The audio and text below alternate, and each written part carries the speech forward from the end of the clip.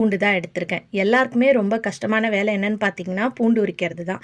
So பூண்ட இந்த மெத்தட்ல வந்து உரிச்சு பாருங்க. ஃபர்ஸ்ட்டு பூண்ட இந்த மாதிரி கைய வச்சு தட்டினீங்கனாலே, தனித்தனியா பூண்டு பல் வந்து உங்களுக்கு கெடைச்சிரும். அதுக்கப்புறம் திக்கான பிளாஸ்டிக் கவர் பார்த்து எடுத்துக்கோங்க. இப்போ நம்ம பருப்பு, இந்த கோதும மாவுலாம் கட் பண்றோம் பாருங்க, அந்த கவர் வந்து நல்லா திக்கா இருக்கும். ஸோ என்கிட்ட இல்ல, அதனால நான் வீடியோல காட்டுறதுக்காக இந்த கவர் எடுத்திருக்கேன். அதுக்குள்ள பூண்ட போட்டுட்டு, இந்த மாதிரி கவர நல்லா ஃபோல்ட் பண்ணிட்டு, நம்ம சப்பாத்தி திரட்டுற கட்டை இருக்கும் இல்லையா? அத வச்சு இந்த மாதிரி தட்டுங்க. ஒரு 2, 3 வாட்டி தட்டிட்டு, கவர் ஓப்பன் பண்ணி பாருங்க.